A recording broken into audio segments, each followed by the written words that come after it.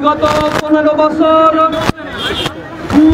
খুন হত্যা, অর্থ পাচার, মাদকের অভয়ারণ্যে পরিণত করা, আয়নাঘরের মতো যে নজির যারা রেখেছে, সেই ফ্যাসিবাদী আওয়ামী লীগের জুলাই গণ অভ্যুত্থানকালীন তাদের নেতৃত্বে যে গণহত্যা পরিচালিত হয়েছে, সেই গণহত্যার বিচারের দাবিতে আজকে এই ঐতিহাসিক গণ মিছিলে আমাদের সাথে উপস্থিত সম্মানিত নেতৃবৃন্দ, সম্মানিত সাংবাদিক বন্ধুগণ, আইন শৃঙ্খলায় নিয়োজিত আইন শৃঙ্খলা বাহিনীর সম্মানিত সদস্যবৃন্দ ও একান্ত উপস্থিতি ছাত্র জনতা, আসসালামু আলাইকুম ওয়া রাহমাতুল্লাহি ওয়া বারাকাতুহু।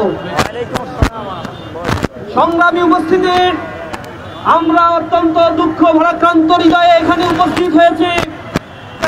গণ অভ্যুত্থান পরবর্তী 6 মাস পেরিয়ে গেলেও আমরা এদেশে যারা বাংলাদেশের মানচিত্রকে কলুষিত করেছে, এদেশে বাকশাল কায়েম করে তৎপরবর্তী এদেশকে একটি ভঙ্গুর দেশে পরিণত করেছিল, সর্বশেষ জুলাই গণ অভ্যুত্থানের কালীন সময়ে যাদের হাতে নির্বিচারে সাধারণ ছাত্র জনতা নিহত হয়েছে, এই পতিত ফ্যাসিস্ট স্বৈরাচার আজ পর্যন্ত 6 মাসের মধ্যে আমরা তাদের বিচার নিশ্চিত করতে দেখি নাই।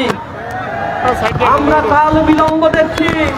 আমরা হুঁশিয়ার করে দিতে চাই, অনতি বিলম্বে এই ফ্যাসিবাদের বিচার এই বাংলার মাটিতে কার্যকর করেই পরবর্তী কোন নির্বাচনের দিকে সরকারকে যেতে হবে। আপনারা লক্ষ্য করেছেন, বিগত 15 বছরে শুধুমাত্র দেশের টাকা বিদেশে পাচার করেছেন 240 বিলিয়ন ইউএস ডলার তারা দেশের থেকে পাচার করেছে।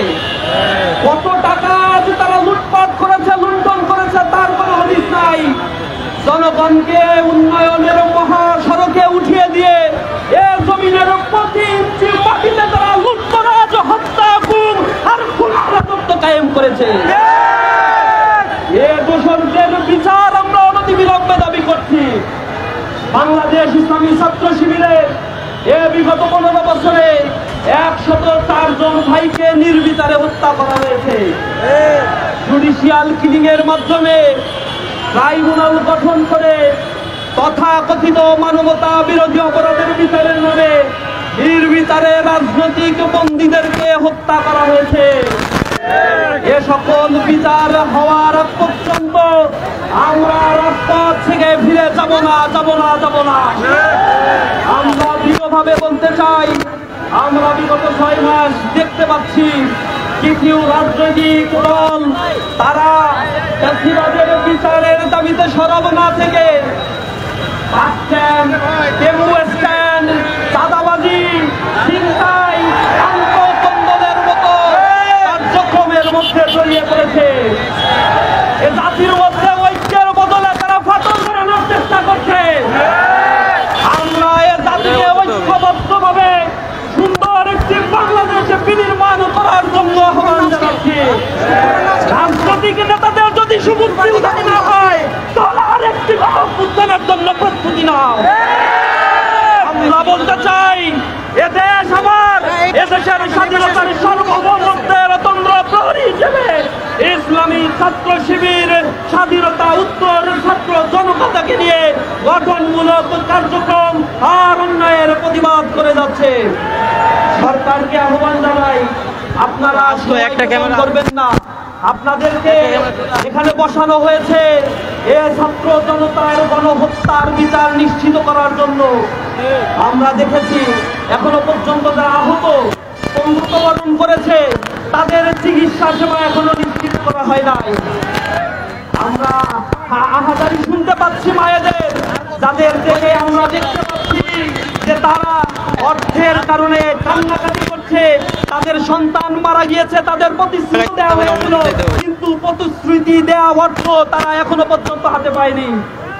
শহীদ পরিবারের দায় দায়িত্ব নেওয়ার কথা ছিল, কিন্তু আমরা লক্ষ্য করছি এক্ষেত্রে গরিবসী তারা করছে।